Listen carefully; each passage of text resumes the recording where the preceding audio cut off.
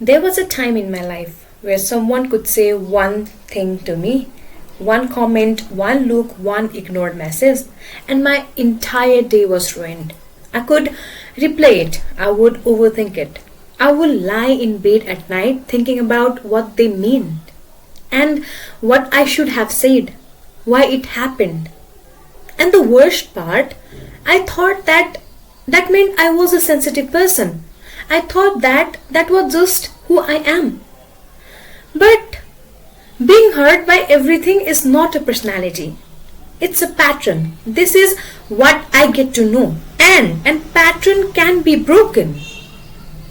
So today I want to talk about how to actually stop being emotionally reactive, not by becoming cold or not by suppressing how you feel, but by genuinely mastering your emotions. So stay with me. By the way, if you are new here, hi, my name is Swatie. I am 25 years old and I am on a mission to help every single person out there live a life that actually feels fulfilling. And if that's something you want, make sure you subscribe because we talk about this stuff every week. So let's get into it. So first, I want to talk about why this is happening because I think a lot of us skip this part and jump straight to just don't care. And that never works. Trust me, I tried. Here is the truth. When you get deeply hurt by small things, a cancellation, a rude comment, someone not texting back, it is almost never about that thing. It is about what that thing means to you. Your brain is not just processing the event, it is connecting that event to an old story. A story that says, I am not enough, I am not wanted, I am too much, I don't matter. And the moment something in your real life touches that story, your nervous system goes full into panic mode. Not because the situation is dangerous, but because it feels like a proof of something you already believed about yourself. That's why your co-workers one comment hits different than it should. That's why one person not showing up feels like everyone always leaves. You are not overreacting. You are reacting to something much deeper. And once you understand that, and once I understood that, everything changes for me and everything can be changed for you too. Now let me tell you about something I called the validation loop. And I promise this is going to feel very familiar. So when you are emotionally dependent, when your mood is controlled by the other people's actions, what you are actually doing is outsourcing our sense of worth. You are saying, I will feel okay only if you treat me a certain way. And the problem with that, people are unpredictable. People are busy. People are fighting their own battles. And they are not thinking about you as much as you think they are. And I say that with so much of love. So when you build your emotional stability on top of what other people do or say, you will always be unstable because you are building on a foundation that you don't control. I used to do this so badly. I used to be that person. I would post something and refresh to see the response. I would send a message and overanalyze the reply. I would dress up and wait for someone else or someone to notice me. And every time no one said anything, I would feel this quiet collapse inside. And I realized I was giving everyone around me a remote control of my emotions. And they didn't even know they were holding it.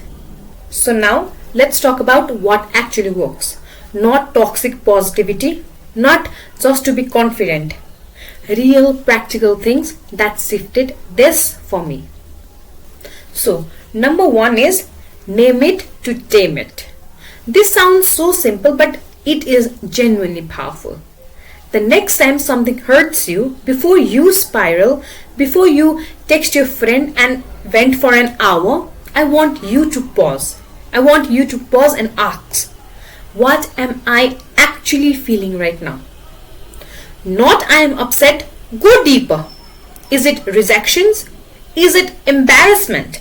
Is it fear that this confirms something you believe about yourself? Because when you name it, when you bring it from this overwhelming feeling into an actual word, your brain shifts from the emotional centered to the thinking center. And suddenly you have a little bit of space. And in that space is where your power lives. The second one is questions the story. And after you named it, ask, is this actually true? Because your brain will spin a full narratives in seconds. They didn't reply, therefore they hate me. Therefore I am not likable. Therefore I am always going to be alone. Can you see how fast that spiral moves? So interrupt it. Ask, what are the other possible reasons this happened? Why would I tell my best friend if she came to me with this? Because I promise, you are so much kinder to everyone else than you are to yourself. The third one, and this one is my favorite, is build your own proof. Here is what I learned. Emotional resilience is not something you find. It is something you build. And you build it by taking action that proves to yourself that you are capable, that you are worthy, that you don't need external validation to feel okay.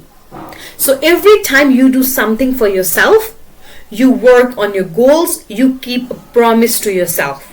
You show up even when no one is watching. You are stacking evidence. And slowly your identity shifts from I need people to treat me well to feel okay to I know who I am and your opinion is just information. That shift, that is emotional mastery. And I want to clear something up because I think there is a huge misconception here.